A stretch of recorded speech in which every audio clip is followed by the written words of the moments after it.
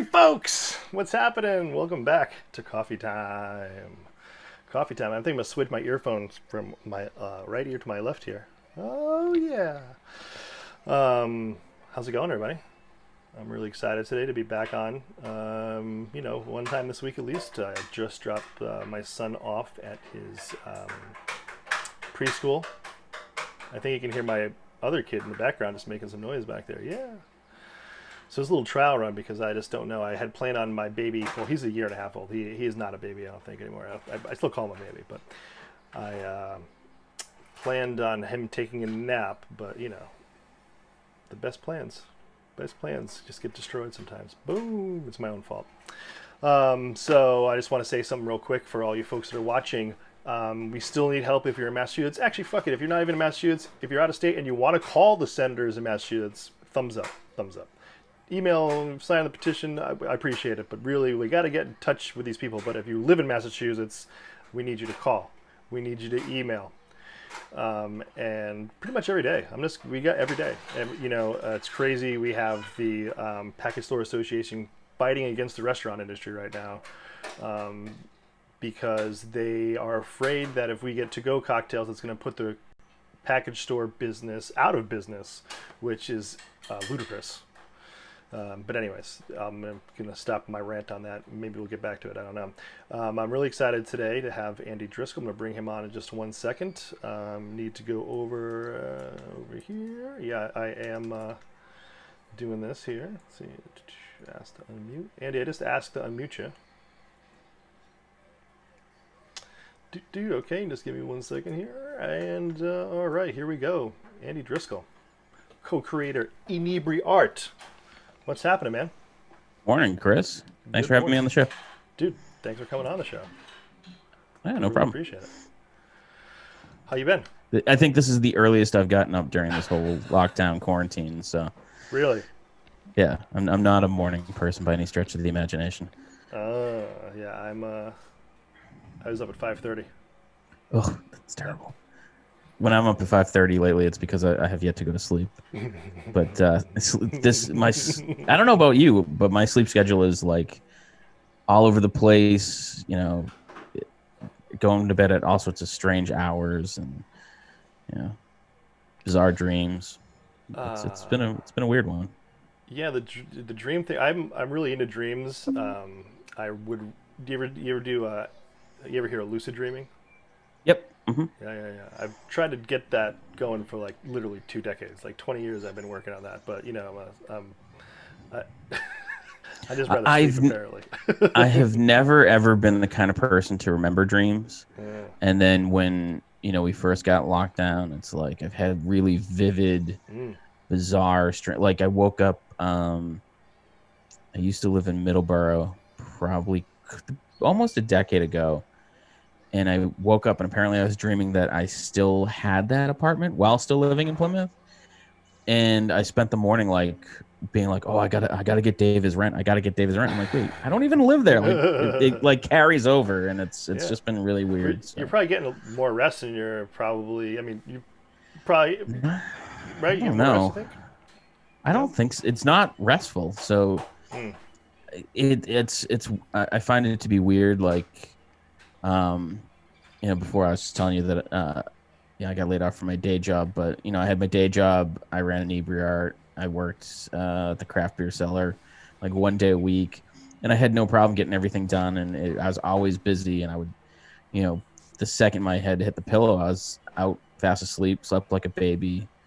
And now I have all the time in the world to do stuff, and I can't get my laundry done. And it's like, it just sits. It's been a good 4 months that it's just been weird. Yeah, it's definitely I tell you, having children keep you on a schedule, and my wife is back at work, so that definitely puts us back on a schedule.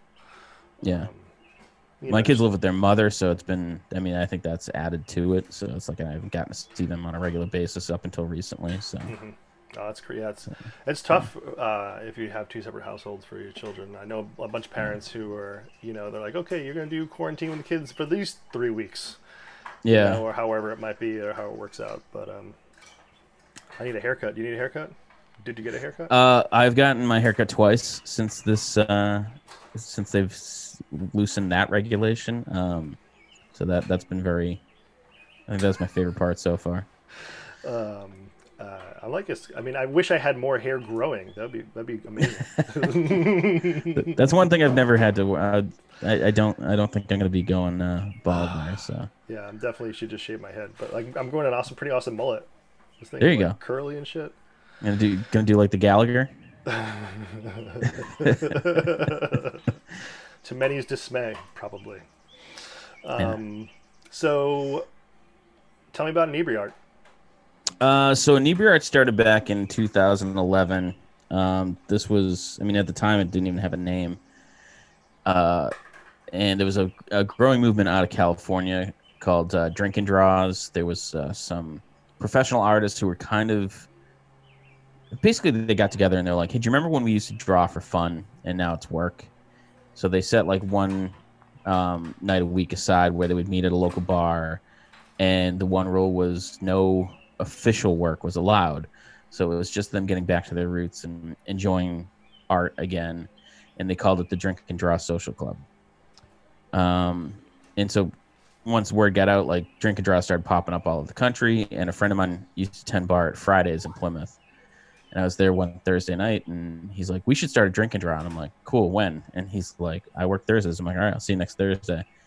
And it was that simple. And for 2.5 years, I think, that's all it was we would meet once a week and just hang out, have some drinks, and bring our sketchbooks and just draw at the bar. And then it kind of started to morph into other things. We started to do a figure drawing group in downtown Plymouth. We would bring in a model and charge a small cover charge, and artists would bring their sketchbooks and whatever they wanted to work in. And it would be run similar to like college level drawing class. And that was, this August would have been 7 years that we were running that. So, I mean, we've done like one virtual one, and it will come back. It's just a matter of when we can bring it back. And about, I don't know, a year or so into that, I think is when it officially got a name of Inebri-Art. And my favorite story is the guy that came up with the name Inebri-Art was so drunk at the time that when the name was brought up again, he's like, wow, this is a really good name. We're like, yeah, moron, you came up with it. And since then, we have really kind of, I always say, bumblefucked our way into respectability. We do beer mug paintings at breweries, and prior to COVID, we were booked out as far as December. Oh, wow. We had breweries contacting us to do it, which is always a great feeling that you don't have to cold call breweries and be like, hey, can we do this? We do pop-up art shows. We were working with Celebrate Greater Plymouth to run art fairs on Town Hall Green. We hang art for local businesses. We have 3 podcasts. Yeah, it's just kind of steamrolled into a whole ton of different things, and we're starting to work on some video content that we're going to add to our YouTube channel. And it's been a trip. Like, it's been a lot of fun, and but the only reason why we do it is it's fun, but it's a lot of work. So. Well, a lot of moving parts, a lot of folks to get in touch with, right?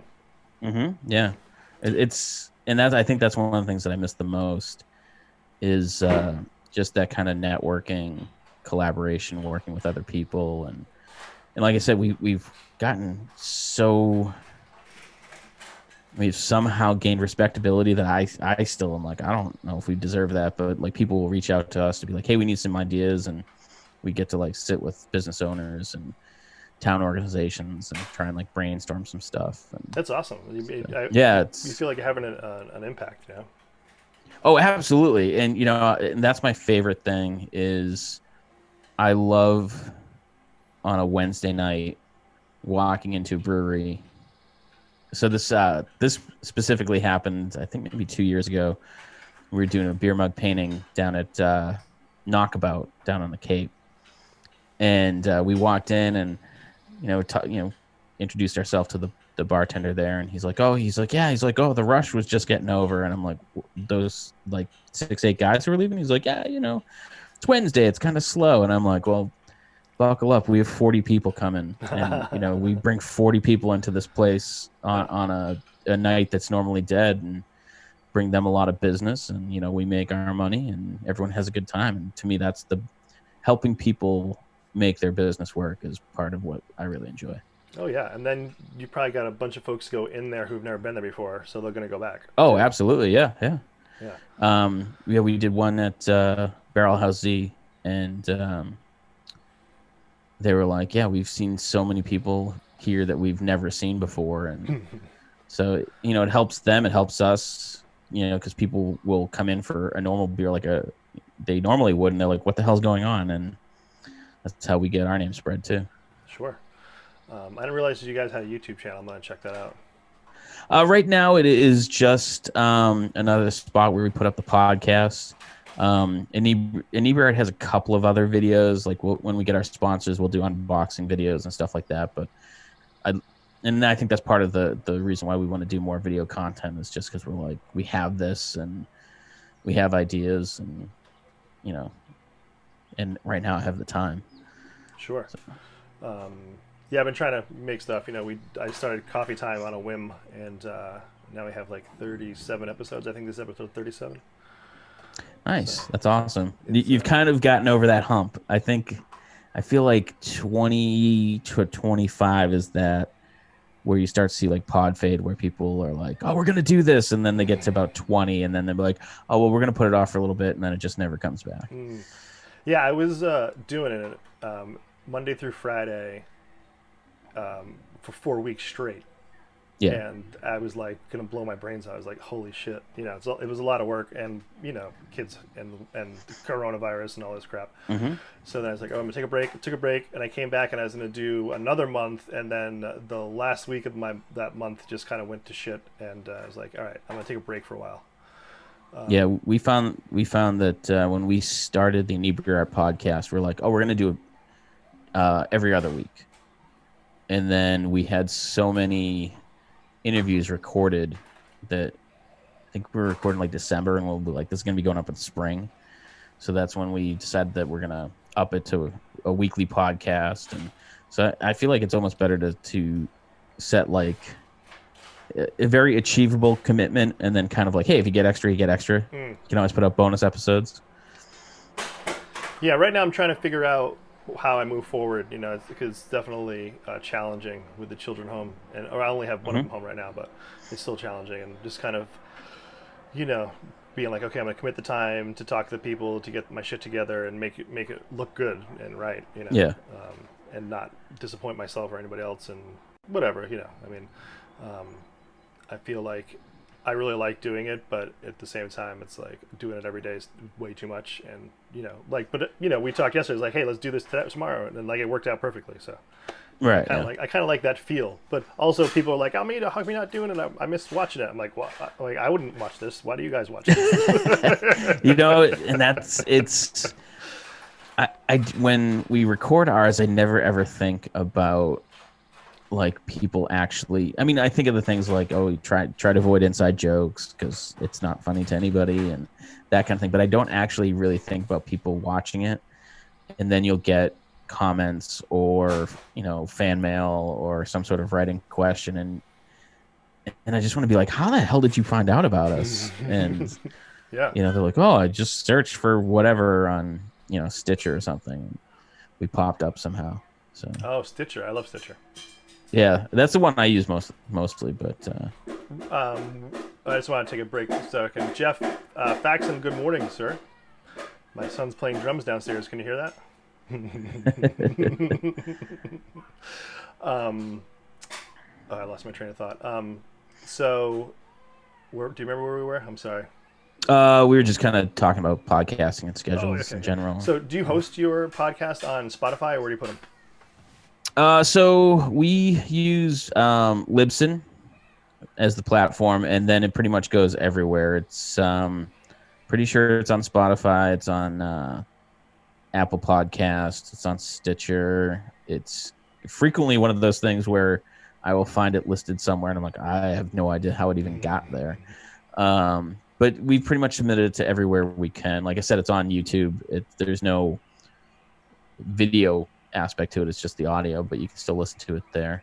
Sure. Yeah, I use this thing Anchor FM, and it does the same thing and hosts it. And yeah, everyone's been talking about that, and it was one of those. I'm like, what the hell is this Anchor thing that everyone's talking about? But yeah, we're kind of creatures of habit, you know. Yeah. I googled it, and it showed me that, and I was like, oh, okay, I'll use this. Yeah. So, well, they I don't do any of the technical end, so that's Fish that does that. He does all the editing and posting, so I'm just gonna leave that in his. That's a pain in the ass. Yeah. So I do all kind of the booking and the interviewing and, you know, that sort of thing. But I mean, even that's kind of evolved on some of our shows. So. Well, isn't it awesome when people ask to be on your show? It is, and we've gotten some and again, like when you get these ones, we had a drummer from London contact me, want to be on the show. Ollie was his first name, and I'm blanking on his last name. And he played drums for Christopher Lee on Christopher Lee's heavy metal album. Oh, wow. And just to have him like contact us, I'm like, yeah, sure. Of course you can be on the show. Don't be ridiculous. Yeah, you're like, okay, have you watched it? Yeah. I feel like, because it was towards like halfway through of my, big set of episodes, people started to contact me and be like, hey, let's is it cool if I come on the show? I'm like, hell yeah. And then it makes the booking it a lot easier. Oh yeah, so much easier. And there's a lot of like tricks to it that I'm finding, because I mean, like your show's all interview driven. You have to have a guest, and the Inebri-Art one is very much like that. So without a guest, there's no show. So I have been reaching out to publicists, and I don't often get the person that I'm looking for, but I found like when you speak to them and you're like, hey, is so-and-so available for an interview? And they're like, oh no, they're going to pass on that. And you're like, well, I guess Johnny Depp's too big for my show or whatever.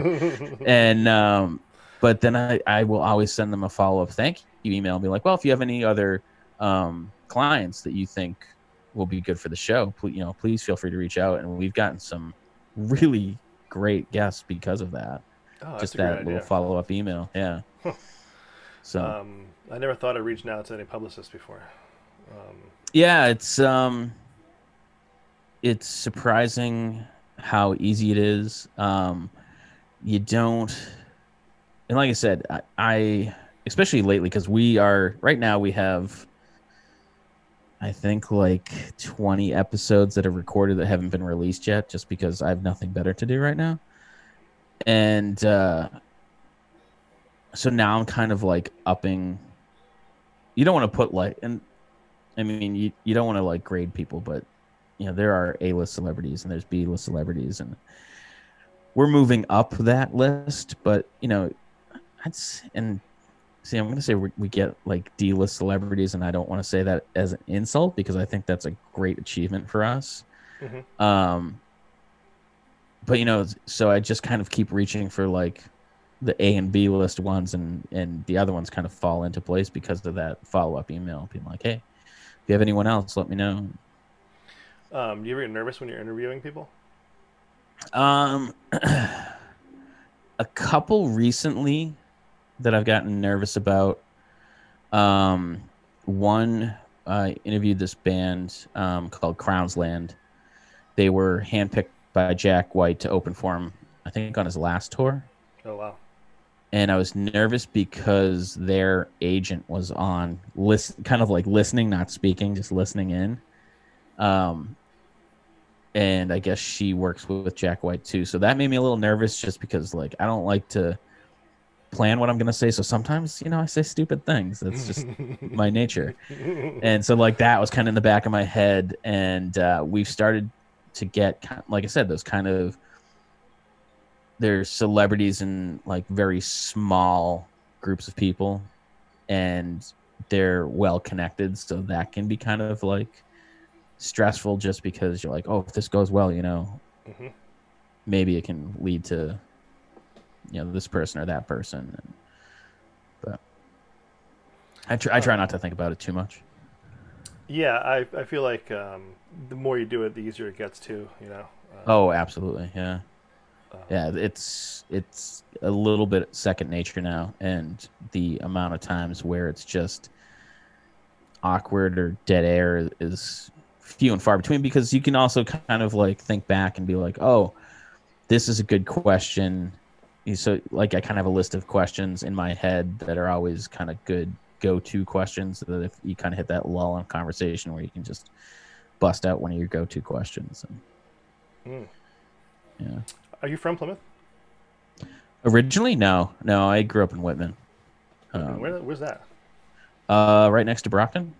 Oh, I'm from Fall River. You from the river? I was down there yesterday. Nice. What were you doing down there? I went for a hike with actually one of the models that we use for our life drawing. That's one of my favorite things about doing Inebri-Art is so many of the connections that start off business related and now are just good friends. Either customers who've become good friends or business associates who are now friends. So tell me about Bar Talk. Oh, so I think we were doing the Inebri-Art podcast for about 2 years, and then we started talking about doing other podcasts, and that's when both Old Colony Cast and Bar Talk started. And Bar Talk started because we were at the New World Tavern playing trivia just by chance. And Carl Heine, the owner of New World Tavern, walks up to the table and he goes, "You know that really smart black guy?" And we're like, "Hi, Carl, how are you?" And we're like, "What are you talking about?" We're like, "Do you mean Neil deGrasse Tyson?" He goes, Yeah. He's like, "He's got a podcast." And we're like, "Yeah." And he's like, "I want to do that." And we're like, "You want to do Star Talk? What do you want to be on Star Talk for?" He goes, "No, I want to do Bar Talk." Awesome. That's And crazy. we're like, "Oh shit!" And then like he kind of walked away from the table, and we're like, "So how are we gonna do this?" And then we contacted him maybe like a week or so later, and we're like, "All right, we're gonna record on this day. Jordan's gonna be the host." And he's like, "Oh, you guys thought I was serious?" And we're like, "It doesn't matter. You're serious now." And he actually takes it as serious as anyone else, so it's really great. And so it's just kind of dumb luck, and we saw an opportunity and just went with it. And it's kind of morphed over the years and kind of figured out. That's one of the things I really like podcasting is if you don't think it's quite working, you just change it and fix it and come up with a better way to do it and just move forward. And Bar Talk is, I think, one of my most favorite to record because it's just hanging out, shooting the shit, having some beers with friends. And so that can be a lot of fun. And we're starting to get some really fun guests. We got Chef Rossi, who's out of New York.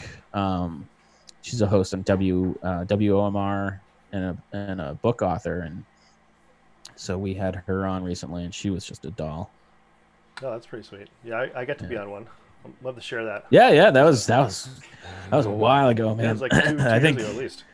Yeah, I think that's when we were still kind of like figuring out exactly what we were doing, and we're kind of going back and forth between like, are we interviewing the people coming on, or are we talking about a topic? And so what we really found to be best, or at least I think everyone's favorite part, is when we have listeners writing questions, and that's really become a big part of the show. So if you're watching live, you can comment, and I see the comments in a feed here. We don't actually have too many right now. We only people saying good morning, but same idea. It's like, we're doing it. We have it live, and that interaction can get going. I see a lot of people's shows really take off when they get that interaction part going down. It's fun. Like, we've literally gotten fan mail, people thanking us for doing the show, and that's the part where you're like, why are you thanking us? This is, I can't believe you're listening to this. This is nonsense. And we've had someone leave a negative comment, so we spent quite a bit of time talking about it and invited them on the show. They've not responded, but That's awesome. we'd absolutely have them on the show because, Come on. yeah, it was Jordan's fault. I have started up. Oh, Nina Peters. Good morning, Nina. Nina Peters of the Tasty. I love the Tasty. Yeah.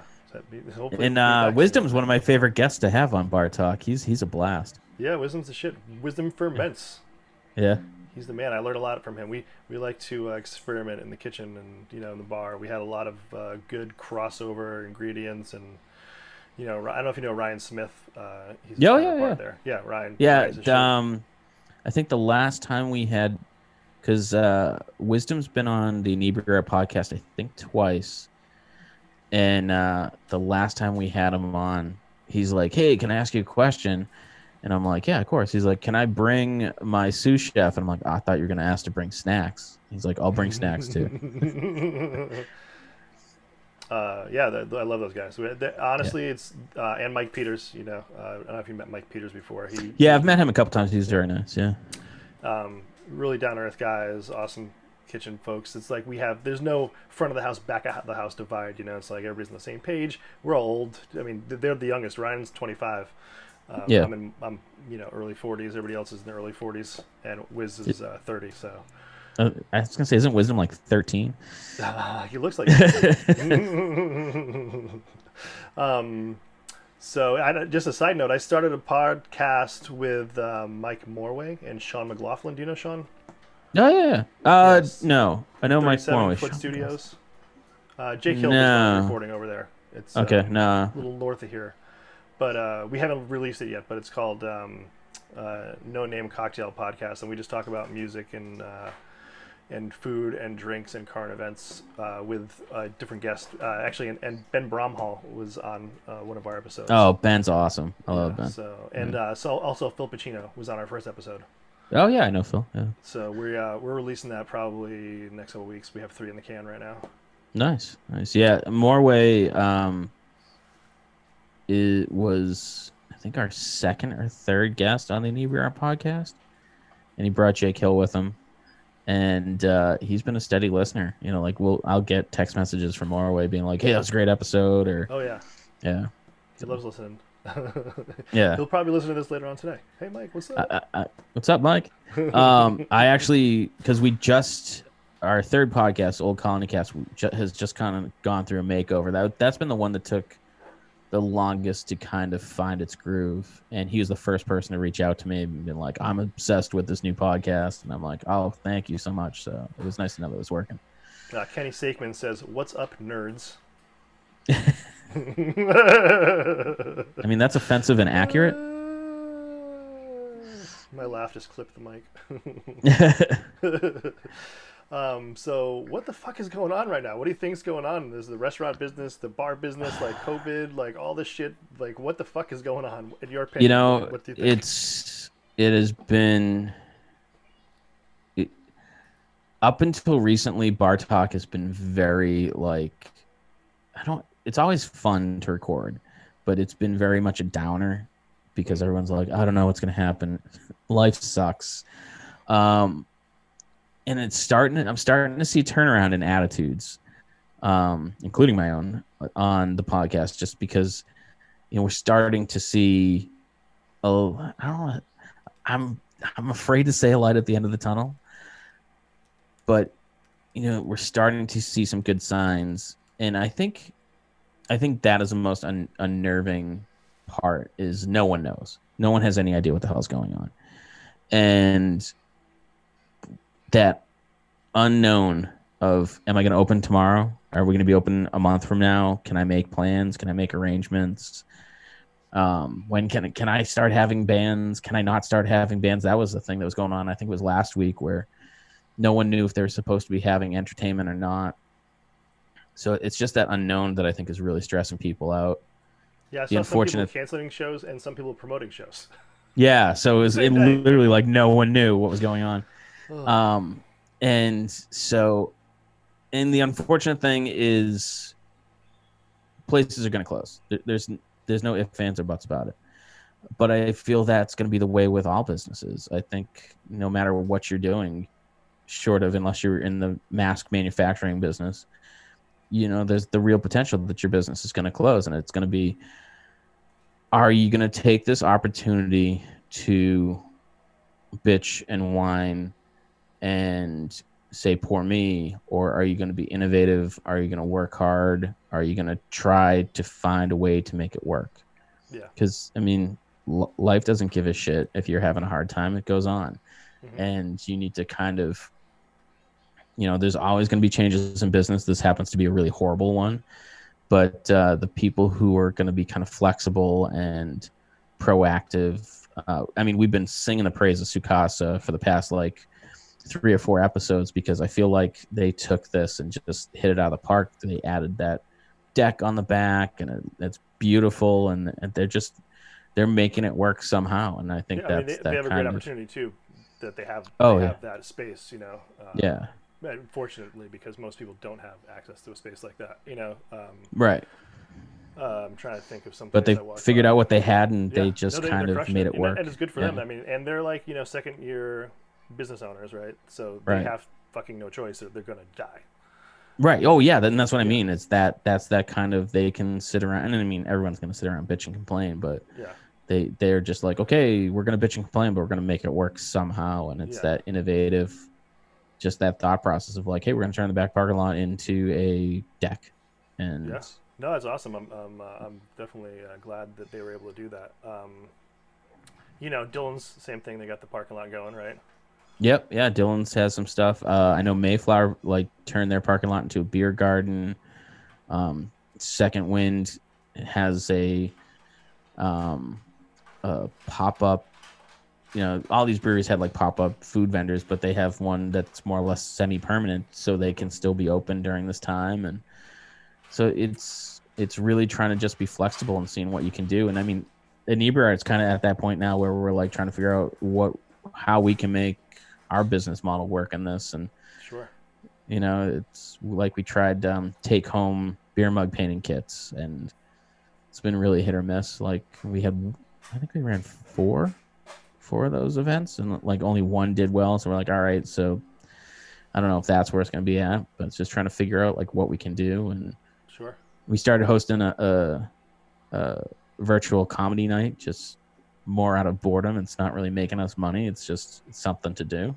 Oh, that's cool. I didn't hear about that. I didn't know. Yeah, it's every other Thursday. It actually runs tonight, and it's just there's an event on our Facebook page, and you can hop onto the Zoom link, and so the comedians can hear you laughing because it's Zoom. And it's taken some kind of figuring out, because it's a different format. So sometimes the comedians are not quite doing a set. So we're really trying to work and kind of get them keyed in, be no, do your set like you normally would. This is, still like a stand-up night. And so it's just trying to figure it out. We had Christine Hurley on 2 weeks ago. Yeah, she was great. So yeah, I feel like I lived in a bunch of different places. I was broke many times in my life, and I always had to be now what am I going to do?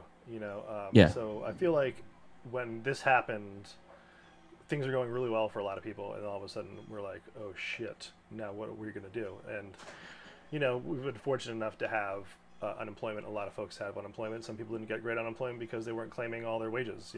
And I've been pretty lucky. But also at the same time, I was now what the hell am I going to do?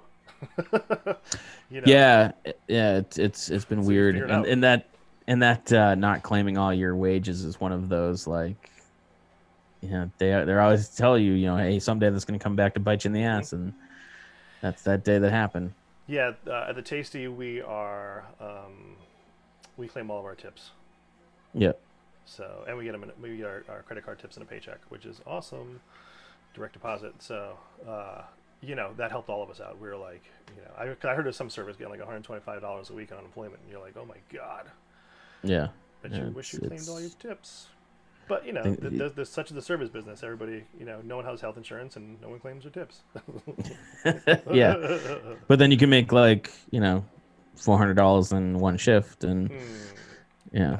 It's a very, and I've had limited experience in the restaurant industry, but working on Bar Talk for the past couple of years has really kind of given me the insight where it's not for everybody, but the people who really like it really like it. Yeah, And some people excel at it. Some people get stuck in it, and some people, do it for their whole life. And yeah, whether you're in the kitchen or you're in front of the house, some people are passionate about it and really really talented at it. So, I was gonna say, I feel like the restaurant business directly affects what you do. Yeah, especially in yeah, in we the wrong situation, right?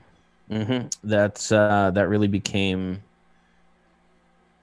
apparent during all of this, and people are asking me like, "Oh, what's Inebri-Art doing?" I'm like, "We can't do anything until everyone else figures out what's going on."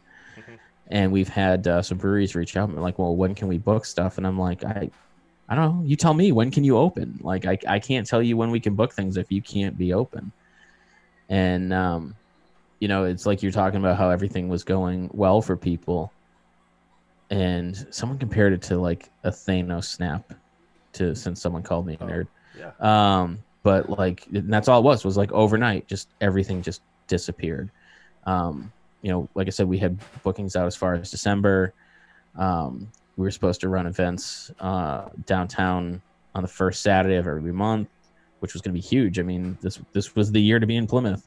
Yeah. And just doggone. So, and it's not really gone. It's more just on hold. Mm-hmm. But I don't know if those breweries that we were at are going to be open in 6 months. I don't know if they're going to hold out through all this. So who knows? I may have to start the whole cold calling again. But it's kind of like waiting to see what is going to happen to other people's business to then find out how our business is going to be. Sure. And Well, I was going to say, it wasn't a big deal because you're like, well, I have my day job, and now you're like, damn it, that's gone too. So it's yeah. Same thing. You have to wait for your day job to go back until people can get together again. Yeah. Well, so initially, like I said, I was furloughed, so I thought it was going to be, just a few months, and now officially laid off. So I don't even know if I'm going to be back to that day job. And so now start the process of trying to find a new one. And like I said, I was saying to people, I'm like, if this happened, if I got laid off back in January, I probably would have just been like, okay, now's the time to turn Inebri-Art into my full-time job. But, now with everything just being on hold, can't even do that. So I definitely learned a bunch of shit during the pandemic. Like I learned how to stream the show. We have we've been, like I said, we've been kind of fooling around with some video content. So we do have plans to go forward with that. So I've been fooling around with some video editing. We don't do anything live because God knows what people will say. We've had several requests of being like, hey, can you edit out when I said such and such? But yeah, so I've been kind of fooling around with that.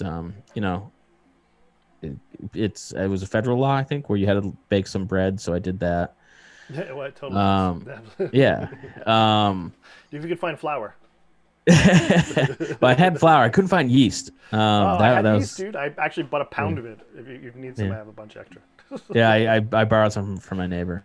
But so I've been spending a little time in the kitchen. But really, I just, it's like I draw. Like I should be like, oh, I've been doing so much drawing. I just don't have the motivation. It's really kind of taken the wind out of my sails, and I just am, I Netflix some, and the only thing I've been doing really constructive is podcasting, and the quality. I don't like the level of guests we've gotten has been through the roof because, all these people who were busy or on tour or whatnot are now sitting at home with nothing to do.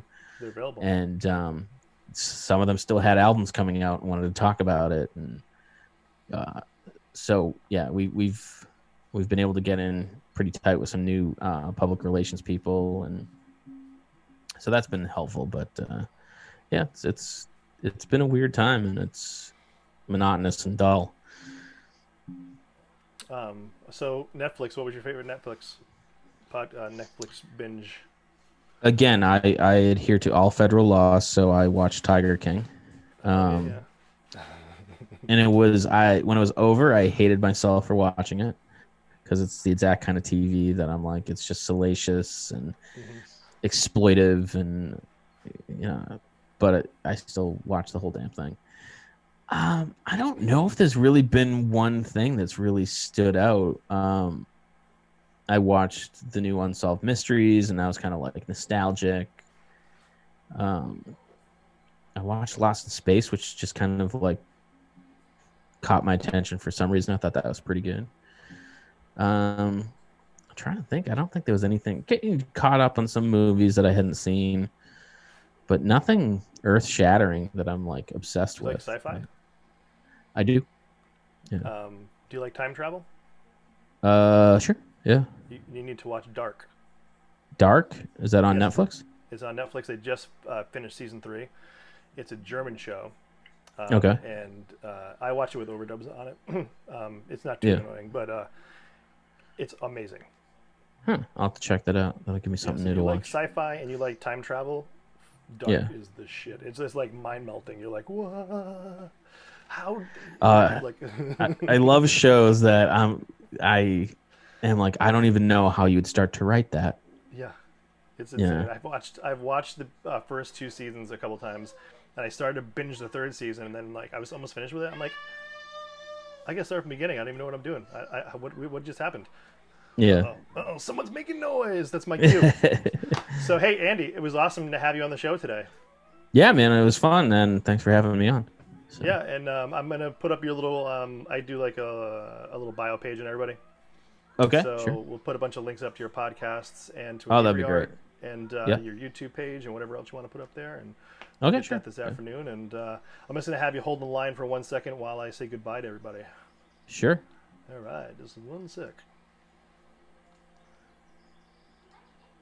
Yeah, all right, folks. Thanks for watching Coffee Time. Thank you, Andy Driscoll, for coming on the show. Yeah, and I'm probably going to do a couple shows next week. I don't have anybody booked yet. I have some ideas. I've been talking to some folks. We'll see what happens. It seemed like it was pretty successful today. Beckett was well behaved, and Solon's in school. And yeah, I don't know if you noticed my photo around here, the overlay. These are borage flower. They are a Mediterranean flower. They grow very nicely in the northeast of America, probably the whole country, actually. I don't, but this is where I grow them. And they are known to cure melancholy back in the 1800s, and they look awesome in cocktails. They are cocktail flowers. That's why I grow them for. Right now I just grow them to feed the bees. So yeah, folks, yeah, I guess I'm going to say I'm out of here, and let's see if I'm going to roll my outro. Outro, where are you? Here we go. Outro, here we go. All right, guys. I'll see you soon. Coffee time with Almeida. Every weekday at 9. Won't you join me for a really fun time?